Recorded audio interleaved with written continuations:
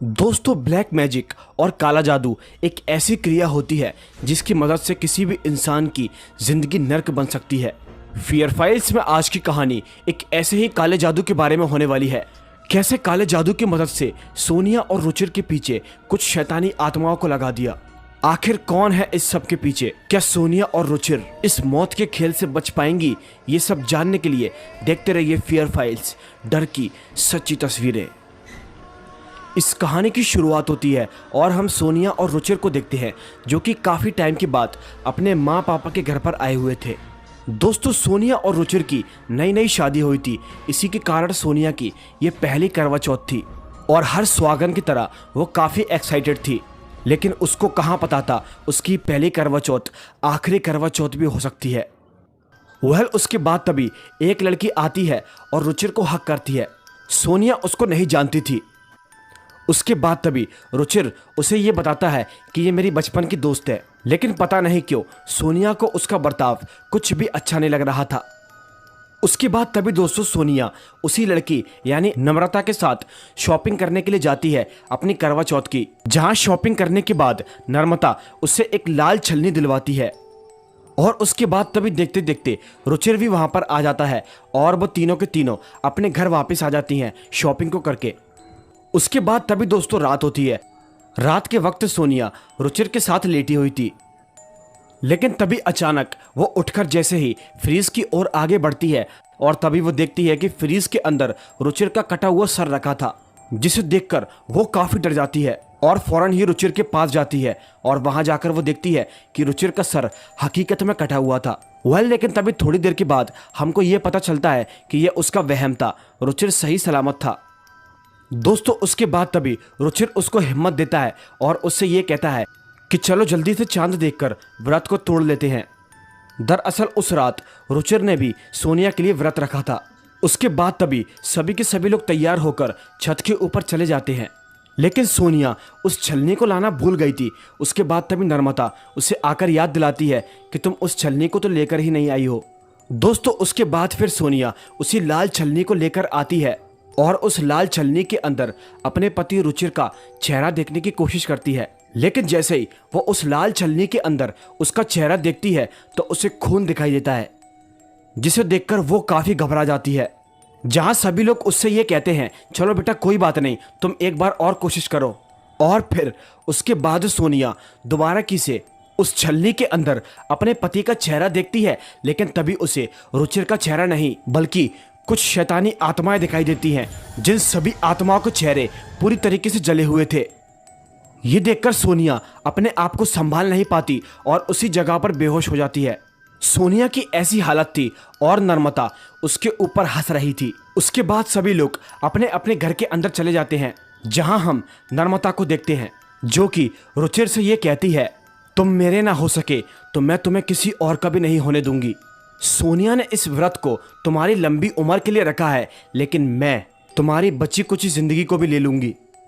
और सोनिया का ये करवा चौथ का व्रत पहला और आखिरी व्रत होगा। दोस्तों, दरअसल नर्मदा सोनिया और रुचिर से काफी नफरत करती थी। जहां उस मनहूस लाल छलनी को नर्मदा उसे जानबूझकर दिलवा कर आई थी। दोस्तों, उसके बाद तभी रात के वक्त हम रुचिर को देखते हैं जो कि अपनी पत्नी सोनिया को ढूंढ रहा था। वो उसे कहीं पर भी दिखाई नहीं दे रही थी और तो और घर का सारा सामान इधर उधर बिखरा हुआ पड़ा था। उसके बाद तभी रुचिर सोनिया को ढूंढते ढूंढते छत के ऊपर जाता है तो उसे सोनिया दिखाई देती है जो कि बड़ी ही अजीब सी स्टाइल में खाना खा रही थी। लेकिन तभी रुचिर के पीछे वही शैतानी आत्माएं आ जाती हैं। रुचिर उन आत्माओं से काफी डरता है और तभी देखते देखते सोनिया रुचिर को ऊपर से धक्का दे देती है और नीचे गिरने की वजह से रुचिर की मौत हो जाती है। लेकिन दोस्तों, आपको सुनकर बहुत ही ज्यादा हैरानी होगी, ये सब सोनिया दरअसल अपने सपने के अंदर देख रही थी, ऐसा कुछ हकीकत में नहीं था। सोनिया काफी डर जाती है और रुचिर से कहती है कि मैंने एक बहुत ही भयानक सपना देखा है। खैर, लेकिन रुचिर इन सब बातों पर ज्यादा ध्यान नहीं देता और वो दोनों अपने व्रत को तोड़ लेते हैं। उसके बाद तभी सुबह होती है। सुबह के वक्त सोनिया और रुचिर वापस अपने घर पर जा रहे थे क्योंकि रुचिर को काम से कुछ ही दिनों की छुट्टी मिली थी। सोनिया उस लाल छलनी को वहीं पर छोड़कर जा रही थी, लेकिन तभी नर्मदा उसके पास आकर उससे ये कहती है कि तुम्हें अपने लाल छलनी को अपने साथ लेकर जाना चाहिए, क्योंकि कहते हैं पत्नी को हर साल एक ही छलनी से करवा चौथ मनाना चाहिए। और तभी वो उसकी बहकी बहकी बातों में आ जाती है और उस लाल छलनी को अपने साथ ले लेती है। उसके बाद तभी वो अपने घर के लिए रवाना हो जाते हैं, जहां रास्ते में सोनिया नर्मदा के बारे में रुचिर से पूछती है कि आखिर इस लड़की ने अभी तक शादी क्यों नहीं करी। उसके बाद तभी रुचिर उससे बोलता है उसके बॉयफ्रेंड की शादी किसी और से हो गई थी और इसी डिप्रेस्ड में आकर उसने शादी नहीं करी। वो लोग अभी ये सब बातें कर ही रहे थे, लेकिन तभी अचानक उनकी गाड़ी का टायर फट जाता है और उनका एक छोटा सा एक्सीडेंट हो जाता है, जिसकी वजह से रुचिर के सर पर थोड़ी सी चोट आ जाती है। गाड़ी ऐसी जगह पर खराब हुई थी, ना तो वहां पर कोई मैकेनिक था और ना ही कोई मदद करने वाला। और तभी देखते ही देखते गाड़ी को ठीक कराते कराते रात हो जाती है। रात के वक्त वो अपने घर की ओर जा ही रहे थे, लेकिन तभी अचानक से उनकी गाड़ी फिर से बंद पड़ जाती है और इसी वजह से सोनिया और रुचिर के अंदर छोटी सी लड़ाई हो जाती है। उसके बाद तभी रुचिर गाड़ी को ठीक करने के लिए जाता है और सोनिया कार के अंदर अकेली बैठी हुई थी, लेकिन तभी अचानक उसको कार के कांच के अंदर से वही शैतानी आत्माएं दिखाई देती हैं।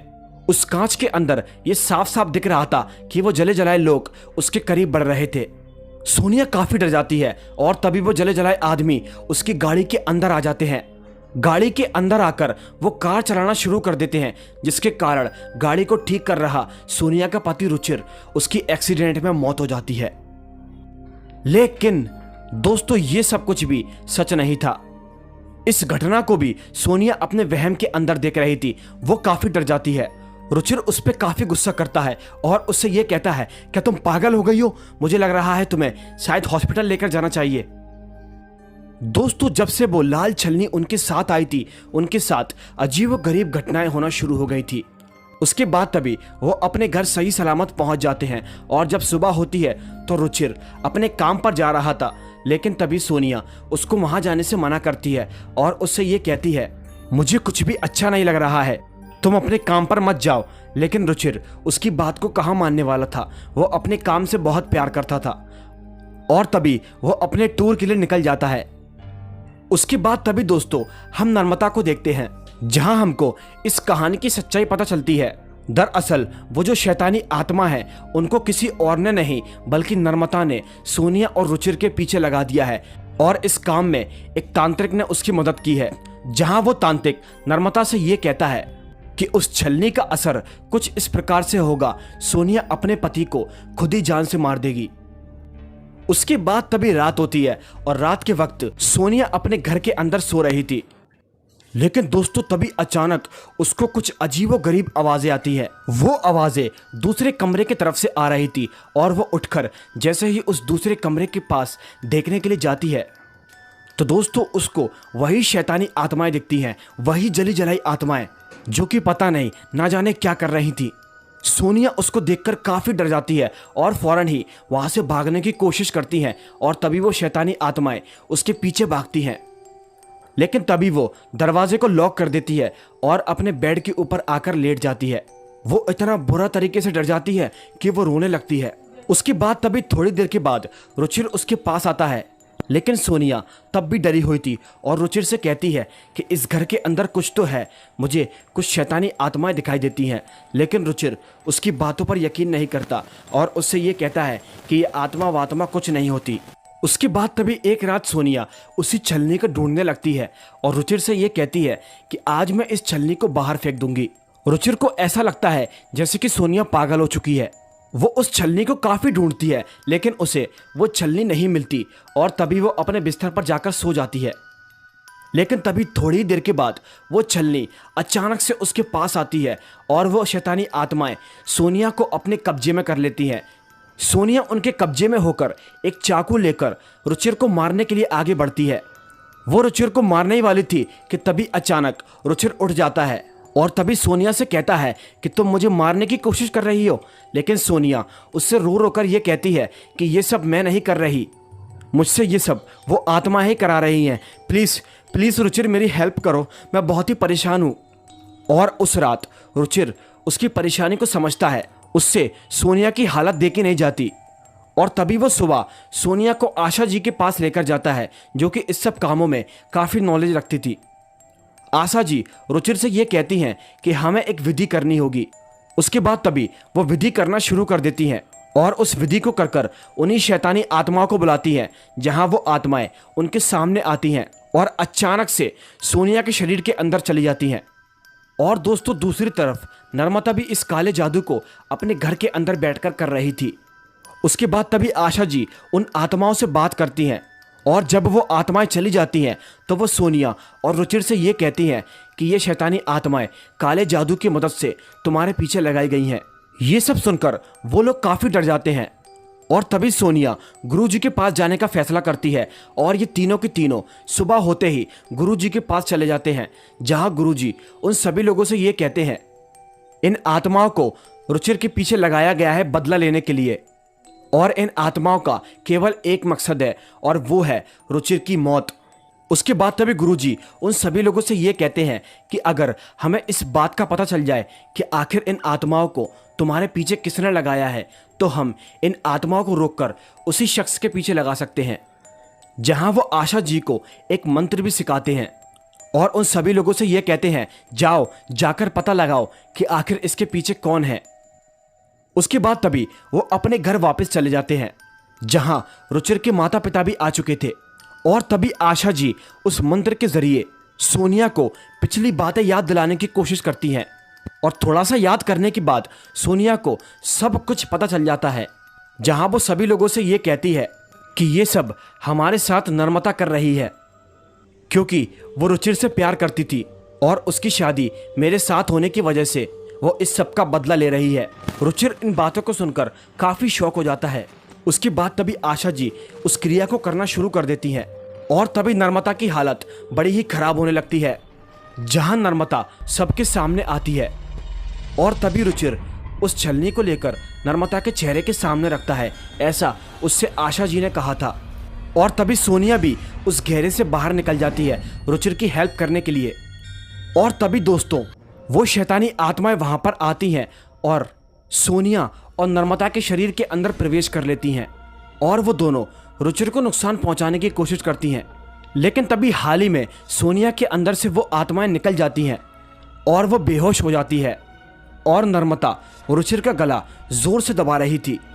उसके बाद तभी थोड़ी देर के बाद सोनिया की आंख खुलती है और वो उस छलनी को लेकर आशा जी के पास चली जाती है, जहां आशा जी अपनी क्रिया के जरिए उस छलनी को पूरी तरीके से नष्ट कर देते हैं।